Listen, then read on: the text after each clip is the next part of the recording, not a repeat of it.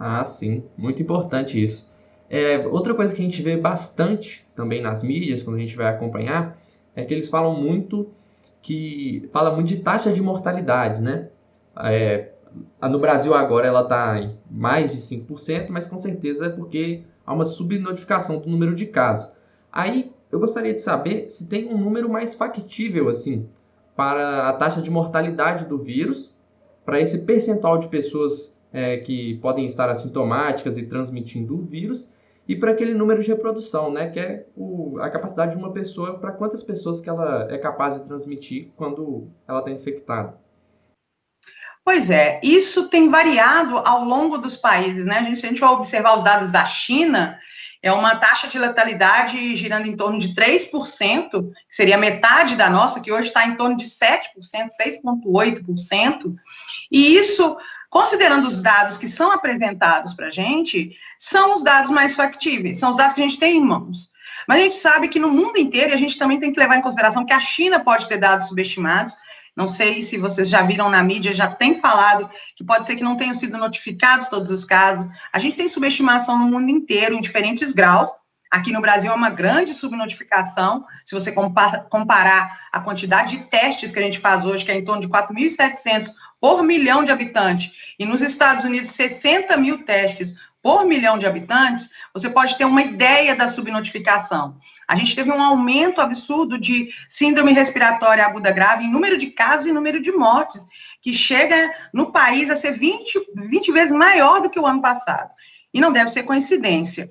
Então, não tem um número factível, um número real que abranja todos os países, né? Isso vai depender muito do número de casos. Baseado no que a gente tem em número de casos hoje, né, confirmados, oficiais, considerando os testados, né, a gente tem uma taxa de letalidade muito alta, de 6,8%, e uma transmissibilidade muito alta também. Então, esse número R, né, também variou. No Brasil já chegou a ser a 3,15, ou seja, cada pessoa era capaz de transmitir o SARS-CoV-2 para mais 3 pessoas. Hoje é em torno de 1,4 a 1,6, baseado nos dados que a gente tem de casos, né? E considerando a baixa testagem, a gente não tem ideia de quantos assintomáticos a gente tem no Brasil. Devem ser muito mais do que a gente imagina, porque a gente testa muito pouco.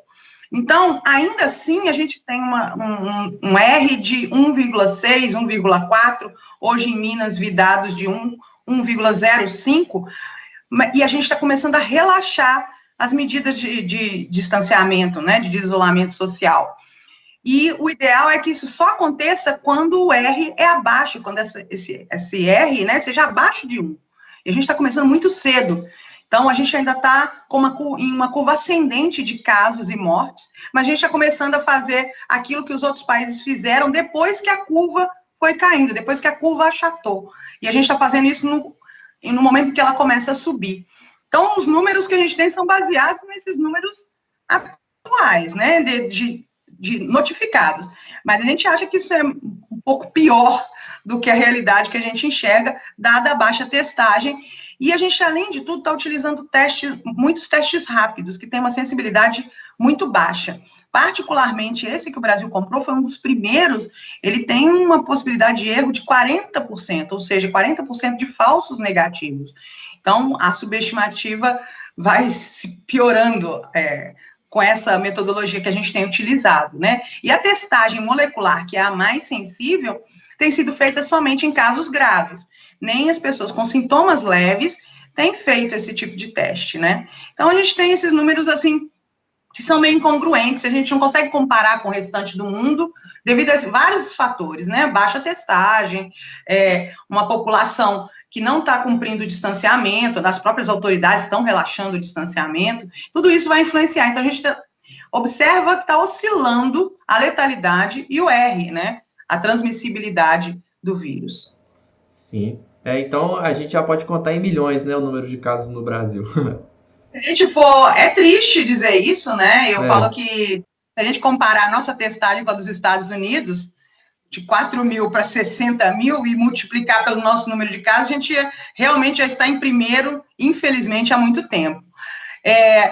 A questão é, a nossa curva, né, a população tem uma distribuição etária diferente, tem comorbidades diferentes, tudo isso tem que ser levado em consideração. Mas, com certeza, a gente já teria um número, pelo menos, 10 vezes maior de mortes e de casos também, acredito eu, né, talvez pior. Mas a gente talvez nunca saiba, né, o número real de casos e nem o número real de mortes. E considerando 20 vezes o aumento de doença de síndrome respiratória grave, a gente pode pensar nesse número que você disse, realmente, que deve ser o que está dentro da realidade, né? E assintomáticos, a gente tem no mundo também variando muito, né? O que acontece? Para você rastrear assintomático, você precisa rastrear os contatos de pessoas positivas, que é uma coisa que não foi feita e agora tem sido feita um pouco melhor, mas ainda muito aquém do que devia ser feito. Então, a gente não tem uma ideia no Brasil de assintomático. A gente sabe que a média no mundo variou de 40% a 80% em determinados países. Vamos supor aí que seja 40%.